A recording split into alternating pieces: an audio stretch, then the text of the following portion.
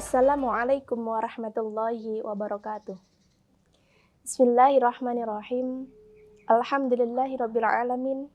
Alhamdulillahi syukran wa hamdan la kufra. Assalatu wassalamu ala sayyidina wa maulana Muhammadin wa ala alihi wa sahbihi ajma'in. Amma ba'd. Alhamdulillahirabbil alamin. Alhamdulillah kita telah memasuki Ramadan ke-16. Ihwal kehadiran Ramadan merupakan salah satu momen kebahagiaan yang dirasakan oleh seluruh umat muslim yang ada di dunia. Tak terkecuali umat Islam yang ada di Indonesia. Meski masih dalam masa pandemi, setidaknya Ramadan tahun ini jauh lebih baik daripada Ramadan 2 tahun sebelumnya. Berbagai pelonggaran pembatasan dalam pemenuhan masjid dan tempat ibadah merupakan salah satu alasan untuk kita kembali meramaikan masjid dan tempat ibadah yang lainnya. Pada bulan Ramadan, umat muslim melaksanakan ibadah puasa selama sebulan penuh. Puasa pada hakikatnya merupakan upaya menahan diri. Menahan diri di sini tidak hanya dalam hal lapar dan dahaga saja, akan tetapi yang lebih penting adalah menahan diri dari hawa nafsu. Menahan diri dari hawa nafsu merupakan upaya untuk kita bisa meraih puasa yang berkualitas. Kenapa kita harus meraih puasa yang berkualitas? Menurut Imam Al-Ghazali, puasa yang berkualitas ini disebut dengan shaumul khusus. Shaumul khusus merupakan puasanya orang-orang soleh yang terdahulu.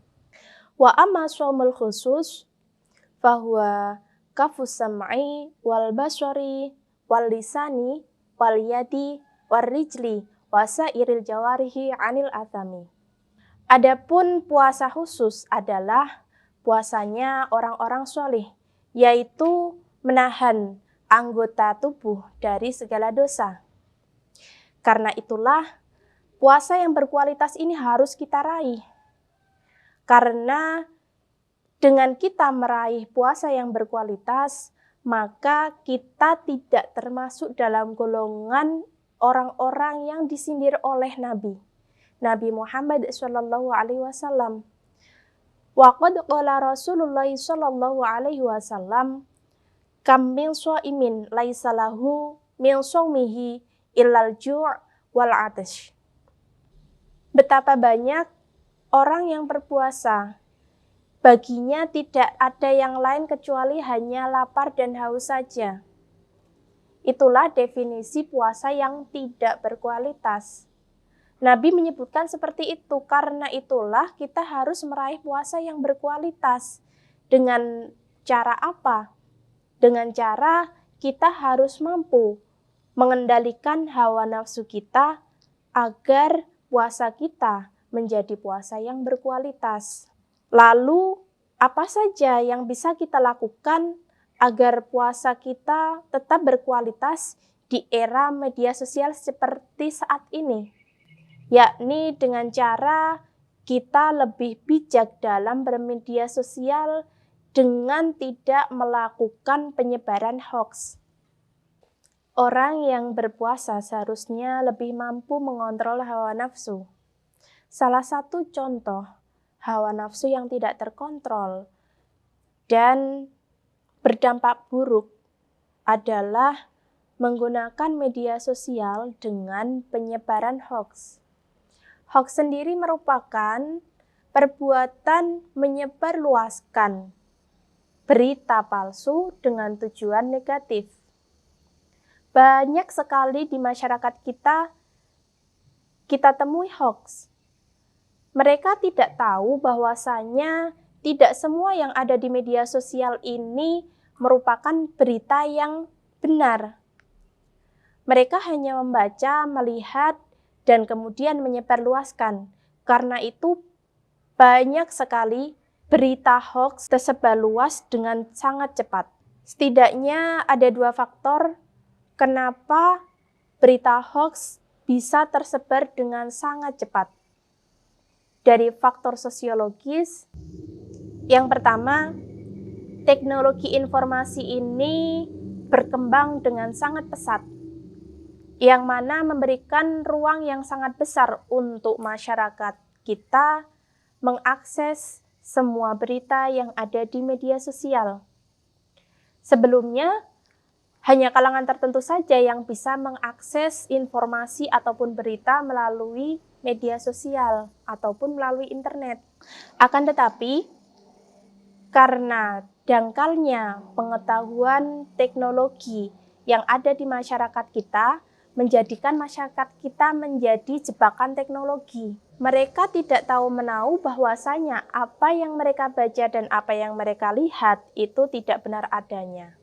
Yang kedua, terjadi pergeseran arah penyebaran informasi yang dilakukan oleh oknum media massa dengan memanfaatkan kelemahan intelektual masyarakat Indonesia dengan tujuan tertentu. Hal demikian juga meruntuhkan semangat positif masyarakat Indonesia yang mulai aktif dengan teknologi informasi dan peduli pada perkembangan toleransi persatuan. Dua hal inilah yang menjadikan mengapa Indonesia menjadi tingkat penyebaran hoaks yang tinggi.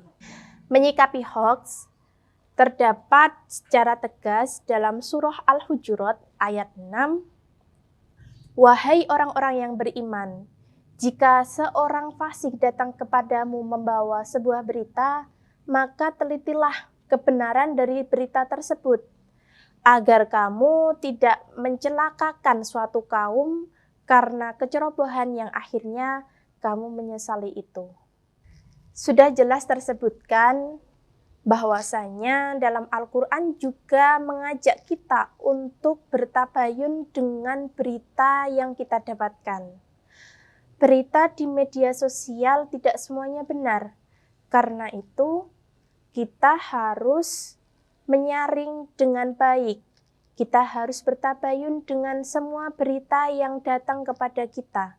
Apakah berita tersebut benar adanya atau hanya tipuan belaka? Karena itulah, di bulan yang penuh berkah ini, penting untuk mengendalikan akal dan perilaku dalam menyikapi hoaks atau berita yang palsu. Mari bersama-sama kita belajar. Kita belajar dari hari ke hari untuk bisa lebih baik dalam menyikapi berita yang datang kepada kita. Karena itu, di bulan yang penuh berkah ini, penting untuk mengendalikan akal dan perilaku dalam menyikapi hoaks.